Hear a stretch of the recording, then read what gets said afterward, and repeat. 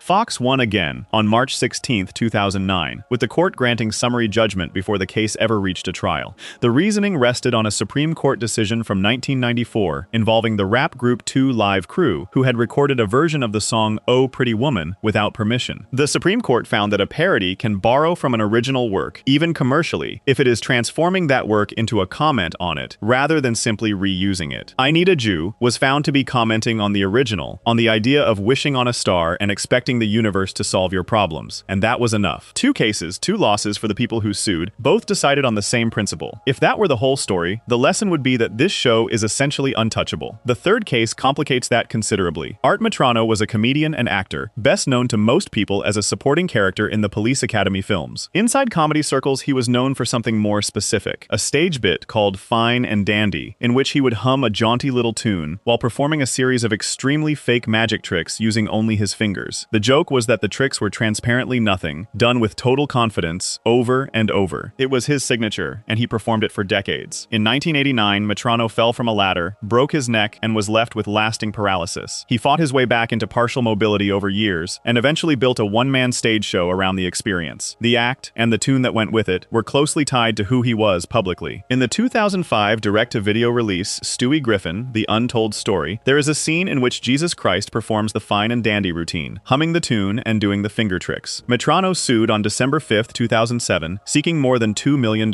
He had a history here, because he had also brought an action against the production back in 2000 and dropped it. This one did not end with a ruling. It ended in 2010 with a settlement out of court on terms that were never disclosed. That distinction matters far more than it might appear. Fox took the Burnett case and the Bourne case all the way to judgment and won both outright without paying anybody. The one they settled was the one brought by a partly paralyzed comedian who had already sued once, dropped it, and come back a second time, and who showed no sign at all of getting tired. Nobody outside the room knows why that case went differently. It might have been a genuine legal weakness. A comedy routine is harder to pin down than a song or a costume. The material is a sequence of movements and a hummed tune, not a registered work with a clear owner. The parody defense may simply have sat on shakier ground. It might have been a calculation about how a courtroom would look with Metrano in it, given his condition and his history with the material. It might have been that settling was cheaper than fighting a man who had already demonstrated he would file twice. What can be stated is the outcome. Two people sued and lost completely. The third settled, got something, and the terms are sealed, which means the only case where money appears to have changed hands is also the only case where nobody is allowed to say what happened. There is a detail in the Bourne case that deserves more attention than it usually gets, because it complicates the picture of a show that takes whatever it wants. Family Guy asked for a license. They went through the proper process, requested permission to use the melody, and were told no. Then they used it anyway. That looks bad in a filing, and Bourne made sure the court knew about it. But it also means the production had a system for clearing music and used it, which is not the behavior of people who assume the rules do not apply to them. They asked, got refused, and made a judgment call that they were covered without permission. A federal court eventually agreed with them, which does not make the decision less aggressive. It just makes it correct. The pattern across all three is not the one people expect. Parody protection in America is extremely strong. A show can take a performer's costume, her theme music, and her personal sign-off gesture, place all of it inside a pornography joke, and win in court while the judge agrees on the record that it was offensive. The law is not measuring harm. It is measuring whether the audience understands that a joke is being made about the original. That is a good rule, and it is why satire exists at all. It is also a rule with a specific casualty list, and the names on that list are mostly older performers whose defining work was made before anyone had to think about this. Burnett spent 11 years building a gesture that meant something to her family, and the most viewed use of it now is a cartoon in a bookstore. Metrano built a routine over a career, and it turned up coming out of the mouth of Jesus. Neither of them had any way to stop it, and one of them found out in a federal courtroom. Before we move on, if you're enjoying this analysis, please consider subscribing. It helps the channel tremendously. Courts turned out to be the easier opponent because at least a court gives a ruling and then it is over. There was one place the show never won and never got a verdict, where the fight went on for years, in public, in front of an audience, and where the attack came from another cartoon. Section 7. The Manatee Accusation. In April of 2006, South Park spent 2 full episodes attacking Family Guy, and the attack was so specific and so well constructed that it changed how a lot of people watched the show afterward. The two-parter is called Cartoon Wars, airing on April 5th and April 12th of that year, and while the surface plot is about something else entirely, the engine underneath it is one cartoon telling another cartoon that its jokes do not count. The setup involves Family Guy planning to broadcast an episode featuring the Prophet Muhammad, and the town of South Park panicking about what will happen when it airs. Cartman travels across the country to get the episode pulled, and he tells everybody he is doing it because he is offended. He is lying. Kyle works out the real reason partway through. Cartman hates Family Guy, hates that people compare South Park to it, and has decided that if he can get one episode canceled, the whole show will collapse. That framing is doing something clever. By making the character who attacks Family Guy the show's most dishonest and least likable person, South Park gave itself room to make the argument without owning it. Cartman is not a critic anybody should trust. Every word he says about Family Guy is delivered by somebody the audience already knows is acting in bad faith, which means the argument gets aired at full volume while the show retains the ability to shrug at it. Inside that frame sits the actual critique, delivered by Cartman in a rant people still quote 20 years later. He says Family Guy's jokes are all interchangeable. He says they have nothing to do with the story around them and nothing to do with the characters telling them. He says a person could take any joke out of any episode and drop it into any other episode and nothing whatsoever would change, because the jokes are not connected to anything. It is a real critique of a real technique, delivered by a character the audience already knows is a monster. Then comes the part everybody remembers. The show reveals how Family Guy is actually written. In a tank somewhere in the Fox building, a group of manatees swim around a pool full of large plastic balls. Each ball has a word or a concept written on it. Laundry, winner. Gary Coleman, sexy party. The manatees nudge the balls into a chute, and whichever combination goes in becomes the next cutaway gag. There is no writer's room. There are no writers. There are sea mammals playing with a ball pit. The detail work in that joke is what makes it land. bland. The manatees require a specific number of balls to complete a joke, and the episode establishes the exact count. When a network executive tries to interfere with the tank to force the manatees to produce a particular result, they go on strike and refuse to work, which puts the whole broadcast in jeopardy. The bit is not a throwaway. Trey Parker and Matt Stone built an entire mechanism for it, and the mechanism is the argument. A joke assembled from random nouns has no author and no meaning. The accusation is mostly a caricature with something true buried inside it. Family Guy does not write cutaways first. The process, as described by people who work there, involves breaking the story first, working out what the episode is actually about and where the characters are going, and then layering the cutaways in afterward as decoration. That is close to the opposite of what the manatee tank shows. The plot exists, the jokes get added, but the cutaways themselves genuinely are detachable, and that is just the format working as designed. A cutaway is by definition a joke that does not connect to the scene around it. The show has produced tens of thousands of them, and a great many could be moved to a different episode without anyone noticing. So Cartman was wrong about how the show gets made, and roughly right about what it produces. That is the most annoying kind of criticism to receive. The Family Guy staff did something with that criticism that almost nobody expects. They adopted it. The writers began referring to their own cutaways as manatee jokes in commentary tracks and in the room, using the insult as internal shorthand for the thing they were doing. There is a version of this story where a show gets publicly humiliated by a rival and goes to war. This is the version where the show takes the insult, decides it is funny, and starts using it as a job description. That reaction is more revealing than a fight would have been. Taking on the name means agreeing with the description while rejecting the judgment attached to it. Yes, the jokes are interchangeable. Yes, they could go anywhere. That is the format, it is deliberate, and the people making it were never confused about what they were doing. South Park's mistake was assuming that pointing at the machine would embarrass the people operating it. The attack also did something for South Park that is easy to miss now. By spending 2 episodes explaining why Family Guy's comedy did not count, Trey Parker and Matt Stone were drawing a line around their own show and telling their audience which side of it they were on. Their jokes come out of character and story. Theirs means something. That argument mattered to them because the 2 shows were constantly compared. Both crude, both animated, both aimed at roughly the same viewer, and one of them wanted very badly to not be grouped with the other. McFarlane's own reaction was mild. He has spoken about South Park with respect, and there has never been an actual feud between the 2 productions in the way that internet posts often suggest. The 2 shows were competitors for the same audience, and one of them made a very sharp joke at the other's expense, and then everyone went back to work. The Simpsons is a different story, and it ran longer and got nastier, though it also turned out to be less real than it looked. Family Guy has been accused of copying The Simpsons since the day it premiered, and the accusation came from inside the building. Al Jean, one of the longest-serving people on The Simpsons, said publicly in the early 2000s that he found Family Guy a little too derivative. Mike Reese, another Simpsons veteran, has pointed out that the Family Guy opening titles, with the family converging on the living room couch, echoes a Simpsons couch gag from an episode called Lisa's First Word. The comparisons were not subtle, and the older show clearly found the younger one irritating. The Simpsons put the accusation on screen. In a season 17 episode called The Italian Bob, there is a moment involving a sheet of mugshots of wanted criminals, and one of the faces on it is Peter Griffin. The label under his picture reads, "Plagiarismo." It is a single frame. It is also one of the most direct shots ever fired between 2 shows on the same network, hidden inside a background gag that the overwhelming majority of viewers never noticed at all. The comparison was always going to get made, and plenty of it holds. Both shows are animated family sitcoms built around an overweight, dim, well-meaning father, a patient wife who is smarter than him, and children who suffer for his decisions. Both are set in a fictional American town with a recurring cast of neighbors. Both ran on Fox on Sunday nights. That is a great deal of overlap, and nobody at Family Guy has ever pretended otherwise. Where the 2 shows separate is in what they do with that setup, and it is a real separation. The Simpsons, especially in its strongest years, built its comedy out of character. The jokes come from who these people are and what they would plausibly do. Family Guy takes the same frame and treats it as a delivery system, using the family as a stable base to launch away from as often as possible. One show goes inward, the other goes sideways, constantly. Calling the second one a copy of the first misses that they want opposite things from the same furniture. None of which stopped the older show from being annoyed, and the annoyance was not really about structure. It was about a newcomer arriving with a similar shape, getting compared to them constantly, and then outlasting the era in which the comparison would have been settled. Family Guy's replies were considerably less subtle. The nastiest of them came in a 2007 episode called Movin' Out, which contains a scene where Quagmire breaks into the Simpsons house and assaults Marge. It is not a clever joke, and it was not meant to be. It was a shock aimed directly at the other show's most protected character, and Fox reportedly cut it from the broadcast, which means it survived mainly through the DVD and the Adult Swim airing. The pattern from the buried Weinstein episode repeats exactly. The network blocks it, and the material finds its way out another door. Then, in 2014, the two shows did a full crossover episode called The Simpsons Guy, and the crossover did something unusual. Rather than pretending the history did not exist, it made the plagiarism accusation the actual plot. The Griffins end up stranded in Springfield, the two families spend the episode circling each other, and the story builds toward a legal fight over whether Pawtucket Patriot Ale is a ripoff of Duff Beer. The episode ends up in a courtroom, arguing in front of a judge about whether one of these things is a copy of the other. Read that again slowly, because it is genuinely strange. A show accused of plagiarism for 15 years wrote an episode in which it is put on trial for plagiarism on the same network in partnership with the people who had been making the accusation, and then aired it as an event. There is no clearer example anywhere of this show's approach to criticism, which is to take the insult, make it the premise, and sell tickets to it. The Manatee Tank got the same treatment. So did the Plagiarismo mugshot. The strangest part of the entire chapter is that the feud was never real in the way audiences believed. McFarlane and Matt Groening have spoken about each other publicly with nothing but goodwill. In a joint conversation around the time of the crossover, Groening treated the rivalry as a media invention and even named a Family Guy character he would happily steal for his own show. Two creators who liked each other fine ran a decade-long public war conducted entirely through episodes, because that was funnier than saying nothing and better for both shows than peace would have been. A feud between two hit cartoons is free publicity for both of them. Every shot fired got written about, every response got written about. Neither show lost a single viewer over it, and both of them gained the kind of attention that no marketing department can buy. Whether or not anybody planned it that way, the arrangement worked out extremely well for everyone involved except the audience members who genuinely believed these people hated each other. What all of this left behind is a fairly precise picture of how Family Guy's reputation got built. The show did not earn its reputation as a joke machine only from viewers. It earned it from two rival productions attacking the specific way it constructs comedy, in public, in front of millions of people, repeatedly, for years. Cartman's rant about interchangeable jokes is now permanently attached to the show. So is the Manatee Tank. So is the word plagiarismo. And the show absorbed all of it, put some of it on its own DVDs, and kept going for another 20 years. There is one more thing the Manatee joke gets at, and it connects back to everything in the first half of this list. The reason people believe Family Guy predicts the future is the exact same reason South Park mocked it. The show produces an enormous quantity of disconnected jokes about everything. That is what makes the cutaways feel random and cheap, and it is also what guarantees that somewhere in the pile is a scene matching any event that ever occurs. The Manatee Tank and the Prophecy Theory are two different readings of the same machine. Before we move on, if you're enjoying this analysis, please consider subscribing. It helps the channel tremendously. Other shows could only mock the jokes after they aired. There was a group of people whose entire job was to stop those jokes from airing at all, and the war between them and the writers lasted longer than the fight with South Park and The Simpsons combined. It also produced one statistic that almost nobody believes when they first hear it. Section 8. The people whose job was killing jokes. Every broadcast network in America employs a department that most viewers have never thought about. At Fox, it is called Broadcast Standards and Practices, and its job is to read every script and watch every finished episode before it airs, then decide what has to come out. They are not government workers. They are staff paid by the network whose entire function is to protect the company from what its own shows might say. For a series like Family Guy, that department is not an occasional obstacle. It is a permanent opponent, and the fight with it has shaped the show more than any rival cartoon ever did. Some of what they cut has been documented. The clearest example involves Pat Tillman, and it needs context to land properly. Tillman was a professional football player with the Arizona Cardinals who walked away from his contract after September 11th and enlisted in the Army Rangers. He was killed in Afghanistan in 2004. The Army initially told his family and the public that he died fighting the enemy, and it later came out that he had been killed by his own side and that the truth had been withheld. He became one of the most painful stories of that entire period. Family Guy wrote a joke involving his name. It was built on a mishearing, the kind of wordplay gag the show does constantly, where a character misunderstands a phrase and produces something horrifying out of the confusion. Fox cut it. It never aired anywhere. What makes this one notable is that the writers themselves have since described it as among the most offensive things they ever put on a page, which is a remarkable admission from a room that has aired a great deal of material. One of the showrunners later recounted meeting Tillman's brother, which is the sort of encounter that tends to settle an argument about whether a joke was worth making. That episode matters because it is one of the few documented cases where the censors and the writers agreed after the fact. The usual shape of these stories is a network being squeamish and a writer's room being right. This one runs the other way. The department that exists to protect the company from its own shows caught something the people who made it later wished they had not written, and the system worked exactly as designed. The evidence that jokes were cut rather than never written sits on the home releases. When Family Guy episodes came out on DVD, some were noticeably different from what had aired. The season 4 episode Petarded is one of the cases fans point to, where material removed for broadcast turned up restored on the disc. Across Across the series, dedicated viewers have compiled long comparison lists of lines that differ between the Fox version, the Adult Swim version, and the DVD. The lists are consistent and slightly deflating. The uncut material is almost never shocking enough to explain why anybody bothered. Mostly it is one or two words. A pause held a beat longer. A gesture that runs 2 extra seconds. 25 years of censorship war fought over syllables. Working against a censor every week produces habits, and one of those habits has been described by animation writers across multiple shows. Not just this one. The tactic is to write jokes you fully expect to lose. A script goes in containing several things nobody ever intended to keep, positioned so the department has something obvious to remove. The censor removes them, feels the script has been handled, and passes over the material the writers actually wanted. It works because somebody paid to find problems has to find problems. Handing them easy ones is cheaper than losing hard ones. This is widely reported as a practice rather than something anybody has signed a statement about, but it turns up too consistently across too many rooms to be an invention. Whether Family Guy specifically operates that way is not something anyone has confirmed on the record, and it should be treated as a description of how these rooms tend to work, rather than a documented policy at one show. What can be observed is The Result, which is a series that has aired an enormous amount of material that appears designed to be objected to on a broadcast network for 25 years without being taken off the air. The relationship also runs in a direction people do not expect. A censorship department is not only a threat to a comedy show, it is a shield. Everything that gets through has been reviewed and approved by the network's own lawyers and standards staff, which means that when the complaints arrive, and they always arrive, the network is defending a decision it made rather than a mistake that slipped past it. That is a much stronger position. A show that fights its censors constantly and still airs is a show whose worst material has been signed off on by the people who would otherwise be blamed for it. The censors inside the building were only half the war. The other half came from outside, from an organization called the Parents Television Council, and this is where the numbers stop making sense. The PTC is an advocacy group that monitors television content and campaigns against material it considers indecent. Family Guy was one of its primary targets for years. The organization named the show its worst show of the week more than 40 separate times, which is a level of attention that starts to look less like monitoring and more like a relationship. It filed complaints with the Federal Communications Commission over specific episodes, and the list of those episodes is long, covering material across most of the show's run. Now the statistic. In 2004, a reporter named Todd Shields, working for Media Week, used public records requests to look at where indecency complaints to the FCC were actually coming from. What he found was that of roughly 240,000 complaints filed in 2003, about 99.8% originated from the Parents Television Council, not from parents individually, from one organized campaign, running form submissions. The trend line underneath that is just as strange. The FCC chairman at the time, Michael Powell, noted that indecency complaints had gone from a few hundred in 2000 and 2001 to around 14,000 in 2002 to roughly 240,000 in 2003. That is not a country getting more offended. That is one group learning how to use a web form. Networks and advertisers were reacting to those numbers as though they represented a national mood and adjusting content accordingly when the overwhelming majority of the signal was coming from a single source. That is the part of this story with real consequences. Shows were edited, jokes were cut, and executives got nervous based on a measurement that was almost entirely manufactured. Nobody broke a law. The complaints were real complaints, filed by real people who really objected, but the volume created an illusion of public outrage that did not exist at anything close to that scale, and the illusion moved money. Family Guy responded to all of this by putting the fight directly into an episode. In a season 4 entry called PTV, the network cancels a program Peter loves, so Peter builds his own television station in the backyard and starts broadcasting uncensored content to the neighborhood. The FCC arrives to shut him down. What follows is a full musical number about the FCC, performed by Peter, laying out in song exactly what the show thinks of the agency and the culture of complaint surrounding it. It is one of the most direct pieces of self-defense the series has ever produced, and it aired on the same network whose standards department had spent years cutting the show's jokes. Fox approved a song attacking the regulator that fines Fox, on Fox, at the height of the period when the regulator was handing out record penalties. Whatever else can be said about that decision, it was not a cautious one. McFarlane took the fight further off screen. In a 2008 interview with The Advocate, he went after the Parents Television Council directly and without much diplomacy, characterizing the organization and its methods in terms that left no room for a friendly reading. He was speaking from the position of a person who had spent years watching a small, well-organized group generate the appearance of a national movement, and who had watched executives adjust their behavior in response to it. Some of these complaints were extremely thin. In one order, the commission denied 36 separate complaints in a single batch, all of them filed by the Parents Television Council, covering shows including Friends, The Simpsons, and Gilmore Girls. The agency concluded that none of the segments were offensive under the standards it was required to apply. 36 6 complaints, 1 organization, no violations. Family Guy drew so many filings over the years that the Los Angeles Times ran a piece in 2010, specifically about the volume of indecency complaints the show was generating. The ending to this one is genuinely odd, and then it gets odder. Years later, the president of the Parents Television Council at the time, Tim Winter, and McFarlane ended up on speaking terms. Reporting in 2019 described the two of them as having developed something like a friendship after a decade of one man's organization attacking the other man's show. Two people who had been public enemies for years turned out to be perfectly able to have lunch. The friendship is the detail that sticks. Two men spent a decade on opposite sides of a fight about what belongs on television, one of them filing complaints by the tens of thousands, and they came out of it able to sit down together. Whatever either of them believed, neither seems to have taken it personally in the end. The organization itself did not last. In October of 2025, the Parents Television Council filed for bankruptcy. This was a group that had once claimed more than 1 million members. It generated 99.8% of a year's indecency complaints. It helped produce a record fine against a broadcaster over the Super Bowl halftime show, and it ran out of money. Family Guy was still in production when it happened. The show also never stopped attacking its own network, which is the smallest and funniest thread running through all of this. Family Guy has mocked Fox on Fox repeatedly, in dialogue, in gags, and in promotional material, including promos made for Adult Swim during the period when the rival channel was keeping the show alive.